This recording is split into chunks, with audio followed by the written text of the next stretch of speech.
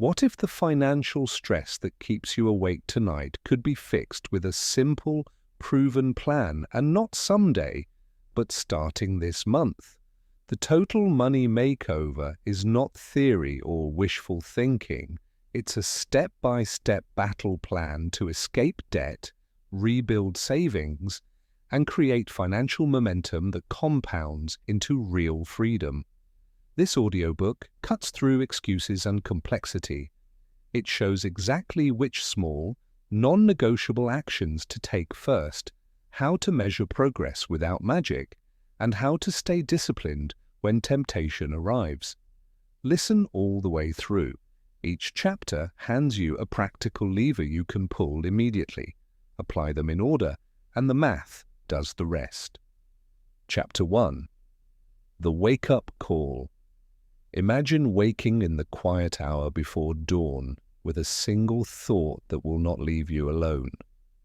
The balance on the credit card, the nagging interest that climbs like ivy, the small monthly minimum that somehow feels like a millstone. That restlessness is the honest beginning of change.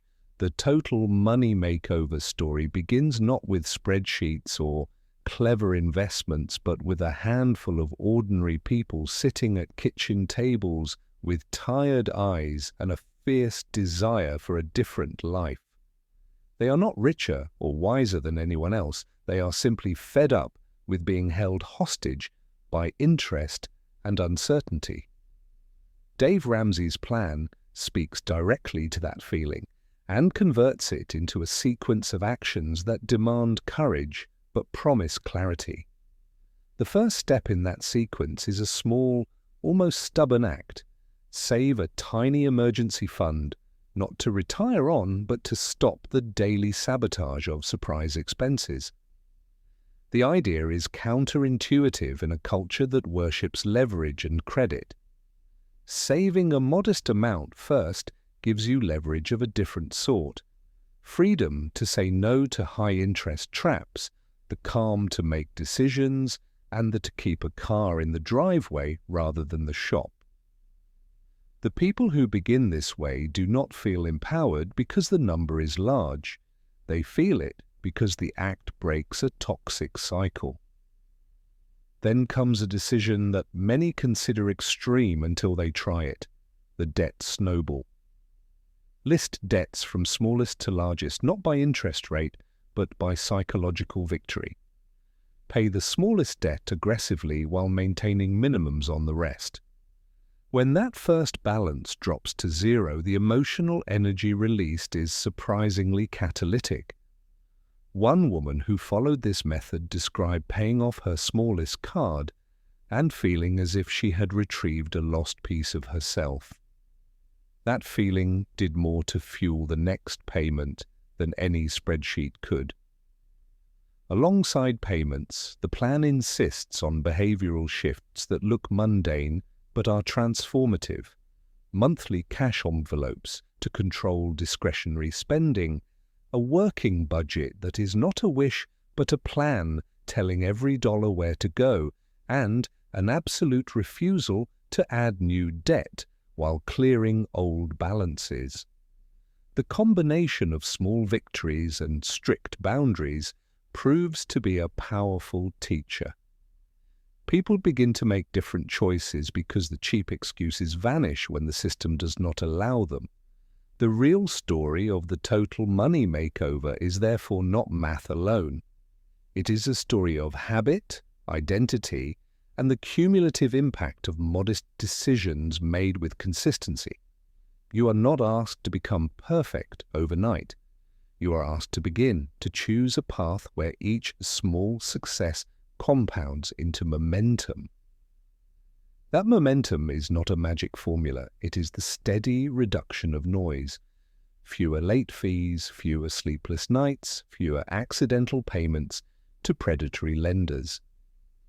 The quietness that follows gives space for planning and for the possibility of saving beyond emergencies into wealth building later. This chapter closes with one clear invitation. Begin with a simple fund and a ruthless commitment to stop adding to the problem. Hold your breath on the ease of modern credit and try the opposite discipline for a while. The surprise almost everyone reports is not that the math works, it is that their life changes around them while they were busy thinking numbers were the only change needed. Chapter 2. The first movements toward control. When the alarm of financial strain has sounded, the instinct is often to paralyze or to seek complicated solutions. The first practical moves after that wake-up call must be simple enough to do immediately and clear enough to prevent second-guessing.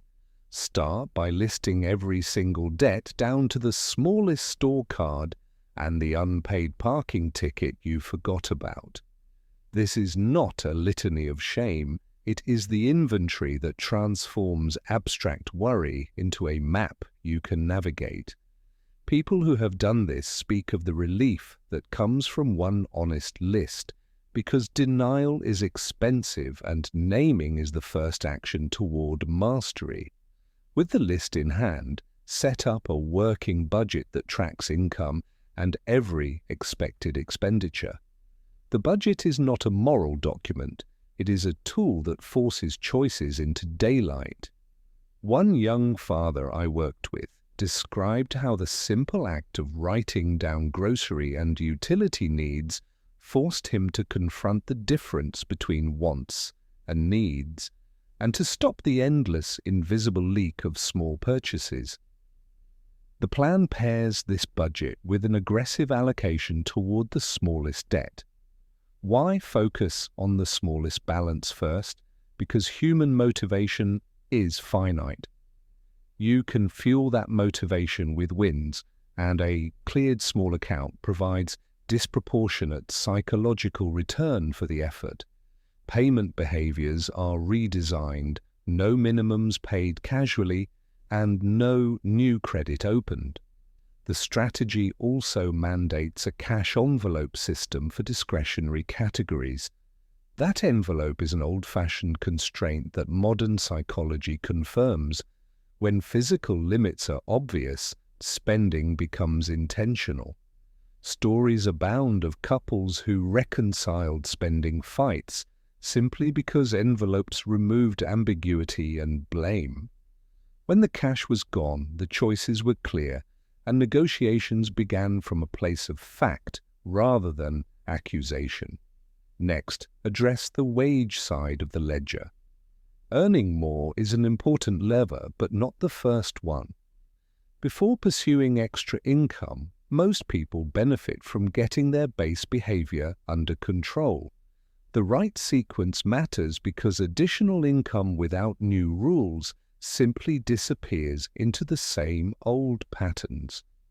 Once the smallest debts fall and the budget works, then the energy you spend on earning extra returns magnified, because each dollar is now allocated to a visible purpose.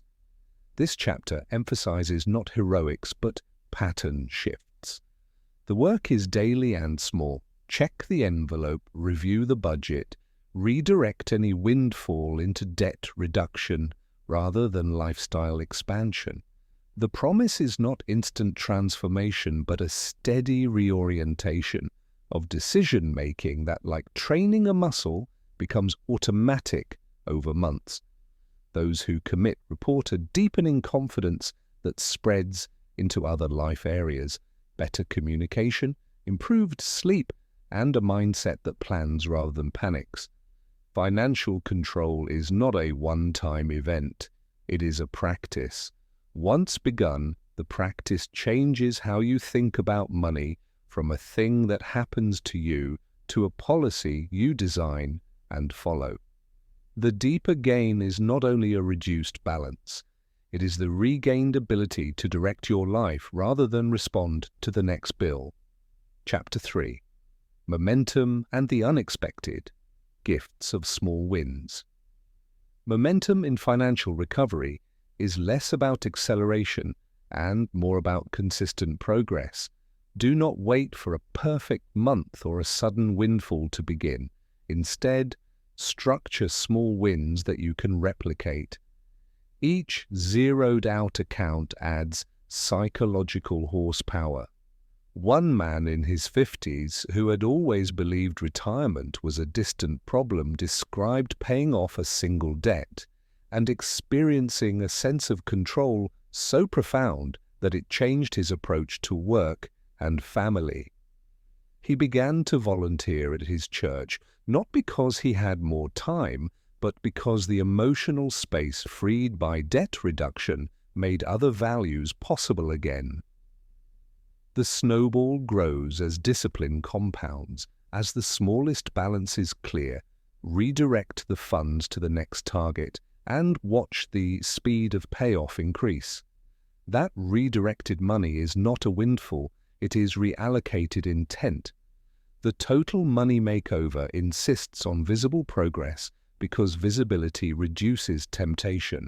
Track your pay down publicly if that will help you. Share a simple update with your partner or a friend and let accountability strengthen resolve. The system demands sacrifice in small, predictable ways, fewer impulse purchases, a deliberate pause before spending, and a refusal to finance consumption. Yet it offers unexpected rewards beyond numbers. People report restored dignity, new conversations with children about money that are less fearful and more educational, and relationships that stop revolving around stress. This chapter also challenges a common belief: saving and giving are incompatible in hard times. The disciplined approach includes generosity at a modest level because giving anchors the new identity you are building. When people give with intention during the payoff phase, those acts of generosity reinforce the idea that money is a tool to make life better, not merely a badge of worth. Finally, prepare for plateaus. Progress is rarely linear. When momentum slows, return to basics, rerun the budget, tighten envelopes, and seek small operational improvements. The work is iterative. Those who persist find that the payoff is not only the cleared debts but a rebuilt financial character that endures long after the last balance reads zero. Chapter 4. The Budget That Changes Your Life. Imagine a piece of paper that becomes the most honest conversation you ever have with yourself about where your life is going and how money supports that path. That piece of paper is not a punishment. It is a map drawn in truth. People who begin the work Dave Ramsey prescribes discover that the act of giving every dollar a name changes how they breathe and how they decide. The story is simple and stubborn. A young couple with 2 jobs and 3 children sat at their kitchen table and created a budget that was stricter than they had ever tried. The wife placed cash into envelopes while the husband fixed an old truck he had promised to keep running. They agreed that extravagant dinners were a story for another season, and that for a while their lives would contain more meetings with each other and fewer impulse purchases. They started with the essentials and then allocated funds toward the smallest debt on their list. The first month passed and the feeling they expected did not appear at once. There was quiet anger and the temptation to give up. Then the first envelope emptied and the first little debt went to zero. The couple described the moment as strange and electric. The budget had become a proof of possibility. The money that would have vanished in automatic spending now showed the shape of intention. The budget in this method is not a spreadsheet full of wishful numbers.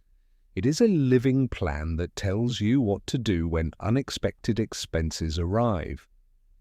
It requires honesty about irregular income. It requires a discipline to track, and it asks for a simple ritual at the start of each month.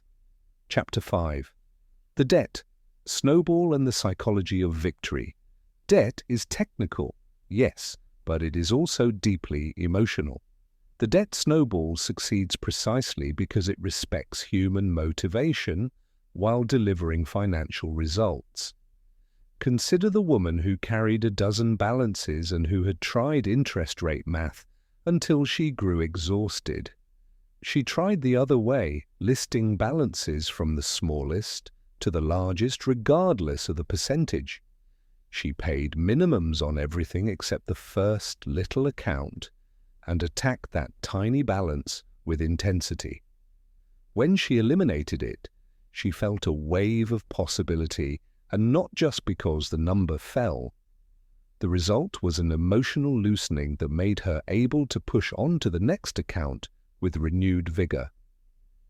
That cascade of small victories is the heart of the snowball. The method accepts that willpower is finite, so structure your wins into a sequence that feeds motivation. Alongside the payments, live practical changes, trim subscription leaks that quietly siphon money, sell a seldom-used item and direct the proceeds into the snowball. Pick up a one-week hustle and point the extra cash to the current target. The method is aggressive, but not reckless. It insists on protecting a tiny starter emergency fund so that one surprise expense does not send you back into minimum payment chaos. Chapter 6. The Emergency Fund That Stops Crisis. Holding a small emergency fund is not about investing. It is about sanity. People in debt often live in a mood of constant alarm. A flat tire or an unexpected medical bill becomes a crisis that undoes progress and invites predatory credit solutions. Dave Ramsey's advice starts with a modest buffer that is not an academic goal, but a practical shield. Consider the restaurant owner who kept his business lean and whose savings of a few $100s allowed him to absorb a sudden equipment repair without closing for the week. The emergency fund bought him time and options. The logic is straightforward. When you remove the need for immediate borrowing, you make better choices. You resist the fast fix that costs more in the long run. You protect the relationships around you from reactive stress. The recommendation is intentional in size and purpose. It is small enough to build quickly and large enough to break the chain of dependency that traps many households. The fund's deeper power lies in how it changes cognitive load. People report fewer intrusive worries about the next bill and more bandwidth to plan for opportunities. The emergency fund becomes the village of calm around which disciplined money decisions can flourish. Chapter 7. Increasing Income. Without losing your life. Changing your money story often demands more income, and not because austerity is insufficient, but because additional resources speed the end of old cycles. The idea is not merely to work harder, it is to work deliberately. People vary in opportunity and capacity, but nearly everyone can generate some extra cash through intentional steps. One person starts a weekend gig teaching a craft she loves and discovers that the side income pays one monthly bill and frees space in the budget to accelerate debt payoff. Another takes a certification that allows a modest raise and uses the increased salary to amplify the snowball. The pattern is the same. Increase the numerator of your life and keep the denominator steady until the ratios change. The plan favors targeted efforts rather than constant hustling that drains energy. Choose options that align with strengths and that are scalable enough to replace time with value later. Along the way, be wary of lifestyle inflation. When more money arrives, do not let wants expand to swallow the gains. Hold a short ritual to allocate new income first to debt or to a goal fund before adjusting discretionary categories. This keeps the psychology of progress intact. People who have successfully increased income while maintaining discipline describe a strange freedom. They still work, but their work now purchases choice rather than covering old mistakes. That modification is profound. The extra income becomes a lever that shortens the timeline but does not remove the requirement for prudent habits. Chapter 8. The Power of a No and the Art of Simple Living. Saying no is one of the most powerful financial moves you will learn. No does not sound glamorous, but it composes a life worth living. When you deny an impulse purchase or decline an invitation that will overextend your budget, you are practicing a discipline that turns long-term values into immediate acts. Families who adopt a simpler pattern discover more time for each other and more clarity about priorities. One father described turning off cable and instituting family game nights in its place. The money saved did not vanish into obscurity. It funded a weekend trip later that year, and more importantly, it created a ritual of presence. The art of simple living does not demand deprivation. It asks you to calibrate your spending to your deepest priorities. This posture also protects you from the cultural pressure to equate consumption with worth. When your identity no longer needs every new thing, you become less reactive to advertising and more creative with what you already own. The victory is often quiet. It arrives as fewer anxieties, cleaner closets, and a bank statement that reflects deliberate investment in life rather than accidental accumulation of clutter. Learning to say no is learning to choose what matters more clearly. Chapter 9. Building a long-term plan. Without anxiety. Long-term financial planning sounds distant to people struggling month to month, but it can be created in a way that builds calm instead of stress. The trick is to translate long-range goals into immediate daily habits. Start by defining a life you want and then reverse. Engineer the financial steps that will make the first year of progress are both attainable and visible. Simple projections and automatic savings plans convert vague dreams into practical movement. One woman who had been consumed by student loans began to automate small transfers to a retirement account once she cleared a single debt. She described the effect as lifting a fog. The strategic question is not whether you can predict every market return, but whether you can build a reliable pattern that pays yourself first and protects your future. The plan includes retirement, education funds, and an eventual investment portfolio. The mathematics are built on discipline more than on speculation. Over time, the compounding effect rewards persistence. People who reach long-term goals rarely credit clever timing. They credit steady work and fixed routines that continue even when life becomes busy. That is the quiet engine that makes wealth durable. Chapter 10. Giving and Legacy that Change. How you live giving is part of the financial makeover, not because of obligation, but because of orientation. When you move from scarcity habits to abundance practices, small acts of generosity rewire your relationship to money.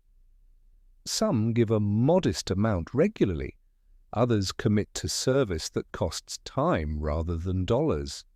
One family who had regained control of their finances chose to sponsor a child's education abroad. The act did not undermine their security. Instead, it clarified their values and strengthened community connections that proved valuable in unexpected ways.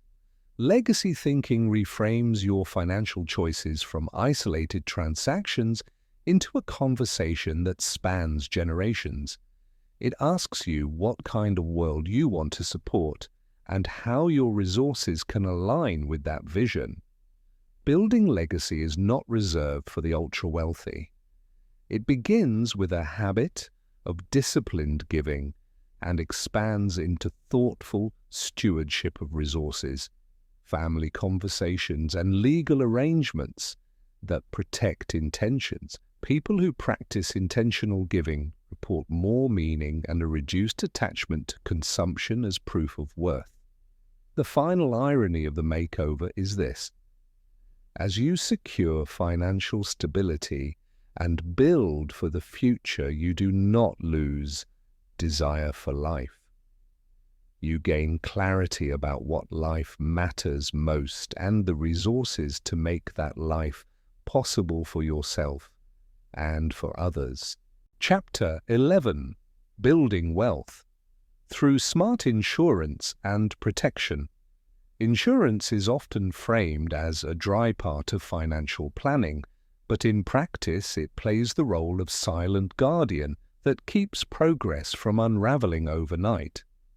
Think of a family who had rebuilt savings and paid off small debts only to face a medical emergency that could have wiped out months of work. With basic protections in place, they weathered the crisis and continued the journey. The point is not to buy every possible policy, but to choose protection that preserves momentum. Start by accepting a simple reality. Risk is part of life, and many financial disasters are predictable in their unpredictability. Having a clear emergency fund and the right kinds of insurance reduces that tail risk and allows more aggressive planning elsewhere. Health coverage that limits catastrophic exposure, property protection that prevents total loss from a single event, and liability coverage that shields a household from a lawsuit are not luxury items when they protect years of disciplined saving. The most overlooked form of protection is income continuity. People assume wages will persist, but illness, market shifts, and corporate changes can remove income faster than any budget can absorb. Short-term disability and long-term disability policies, or practical equivalents like an employer emergency fund and diversified income streams, provide stability. Chapter 12. Paying off the house and the psychology of big goals. Owning a home free and clear is both a financial milestone and a psychological landmark. The mortgage is not merely a line item. It represents a long-running obligation that shapes choices and conversation for decades. Consider a couple who accelerated mortgage payments and experienced an unexpected calm.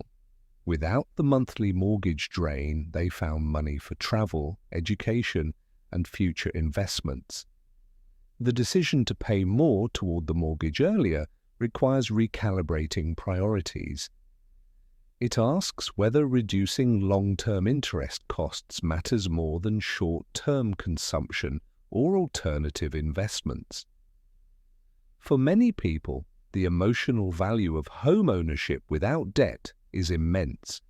It can free them from the anxiety of rent hikes and provide a stable base for family and entrepreneurial risk-taking. The mechanics are straightforward and the psychology is where the real work lives. Aggressively paying down a mortgage is a marathon, not a sprint. It is sustained discipline. Practical tactics include bi-weekly payments to reduce interest and occasional lump sum advances from bonuses or windfalls directed to principal reduction. The discipline benefits from transparent visualization. A simple amortization chart that shows remaining balance and the months saved by each extra payment turns abstract progress into a visible reward. People who document these small wins say the visual shrinking of the balance fuels behavior more reliably than abstract promises about future security. There is always a conversation about opportunity cost. Chapter 13. Investing with confidence. After debt. Freedom Emerging from debt creates a rare psychological state where you can allocate resources more freely, but the choices you make then determine future compounding.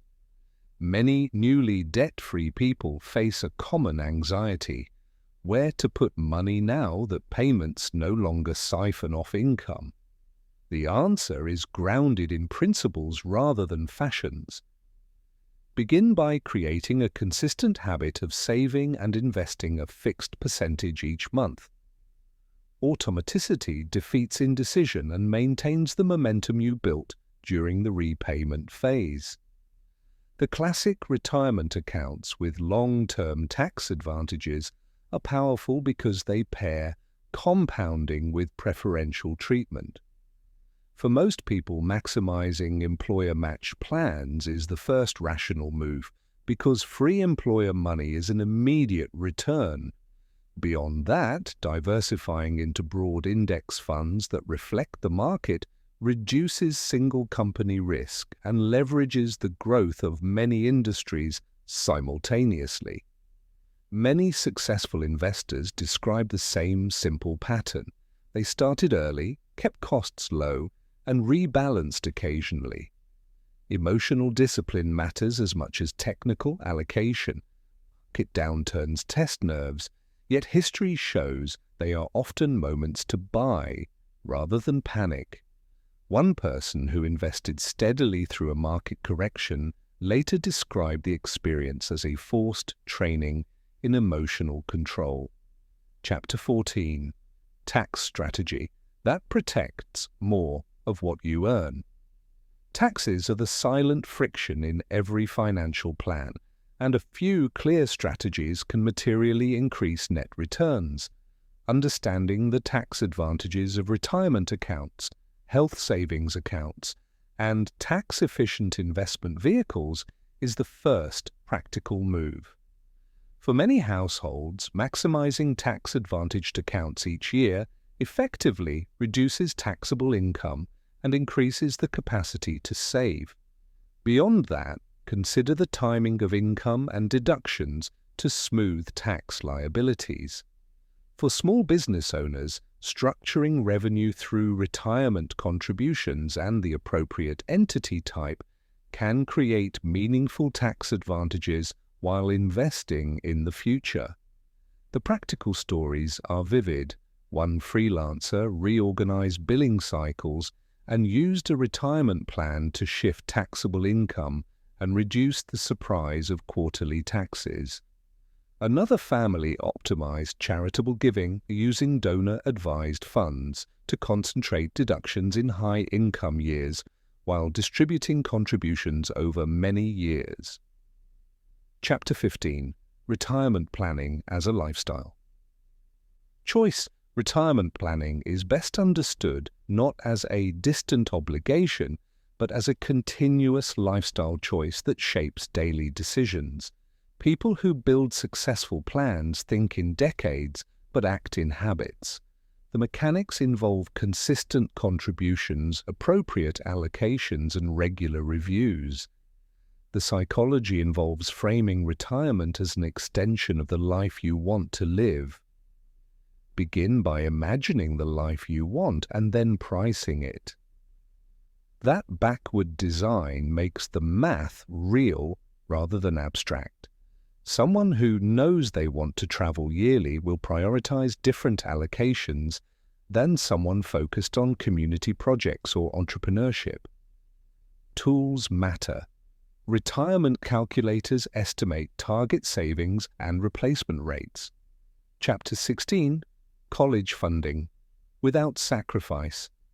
Funding education should not destroy a family's financial health, yet many parents panic and sacrifice long-term stability to fund college.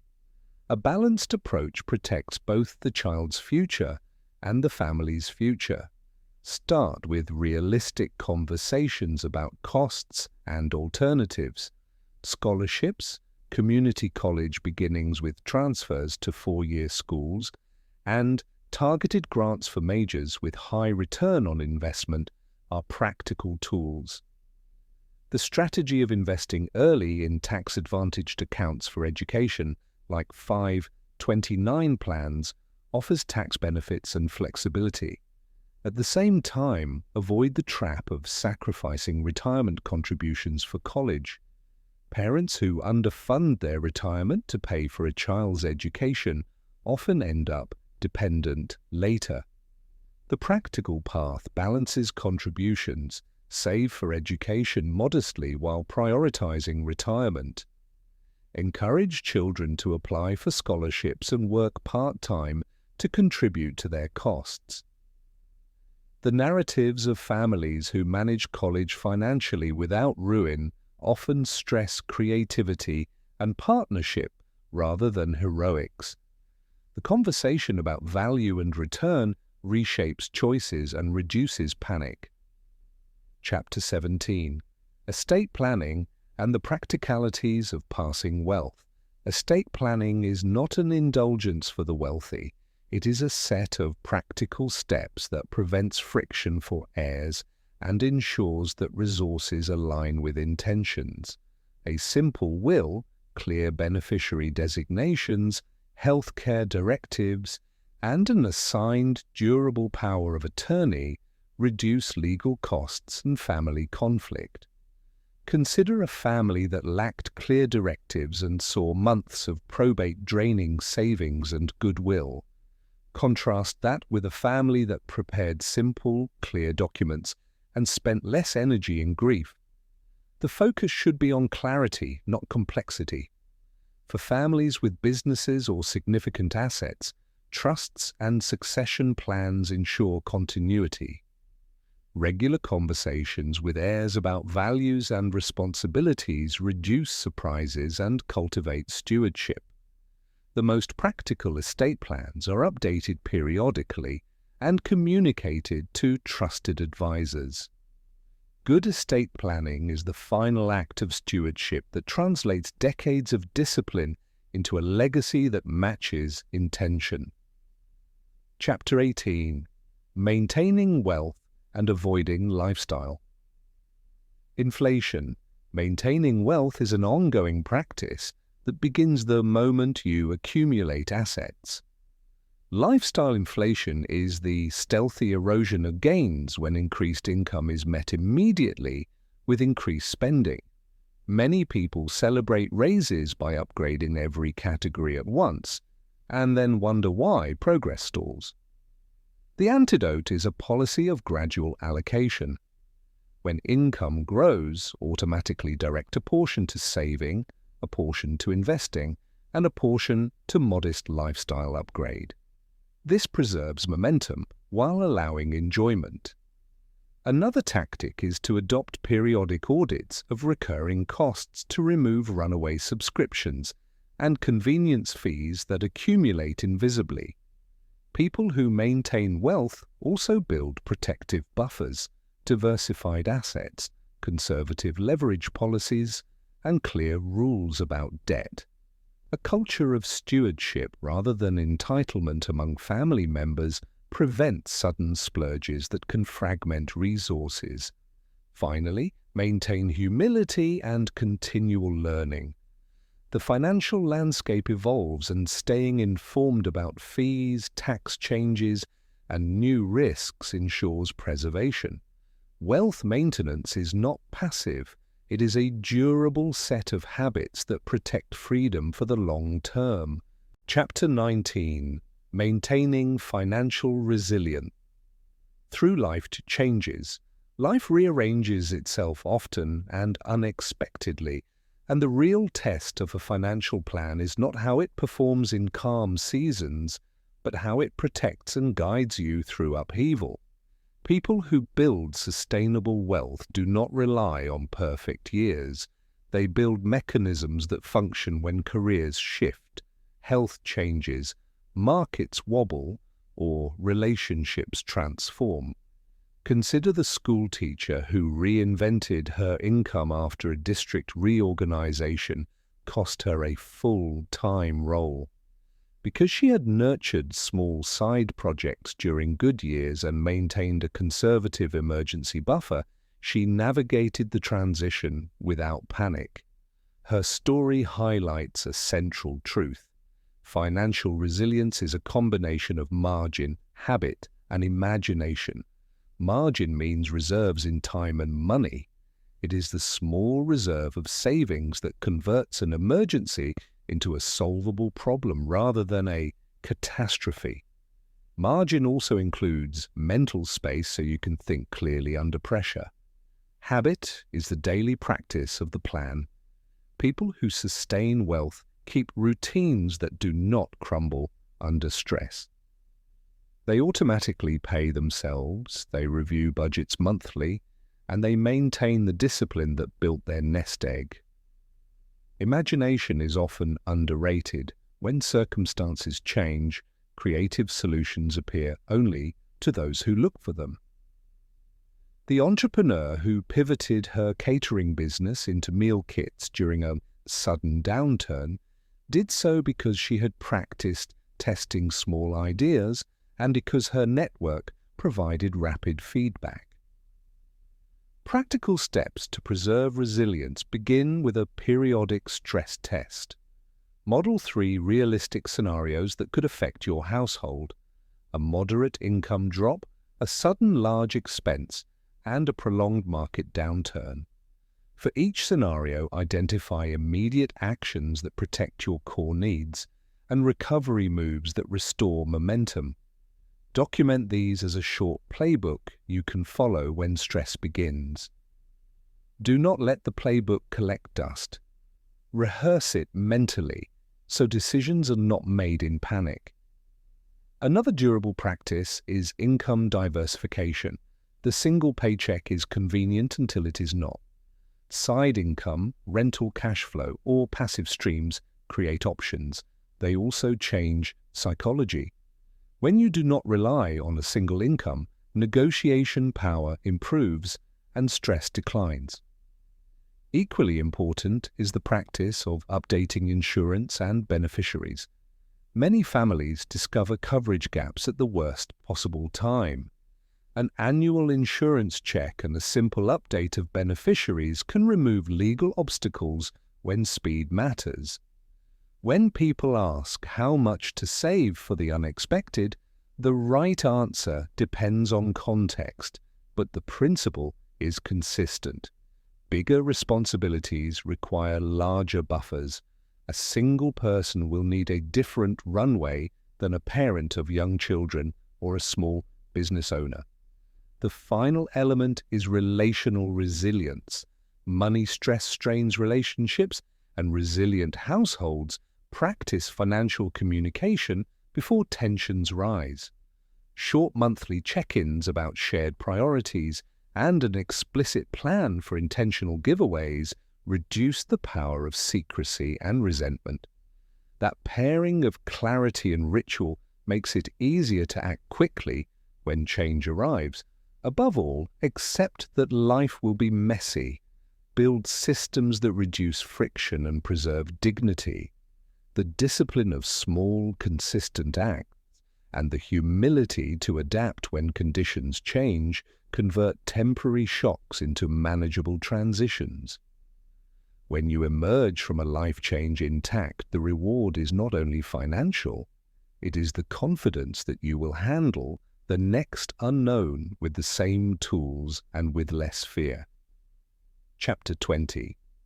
Freedom, Purpose, and the Real Payoff of the Makeover. The destination that motivates the Total Money Makeover is not a number on a screen. It is freedom to live by choice and purpose rather than habit and obligation. People who reach financial independence speak not only of bank balances but of the ways their days are different.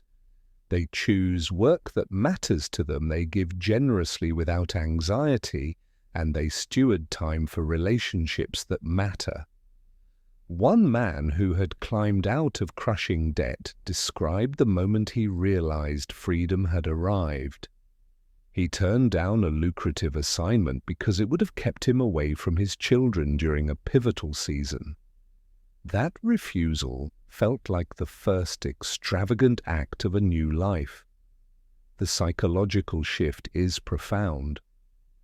When you are not making decisions out of desperation, you make them with values intact. Purpose becomes a compass.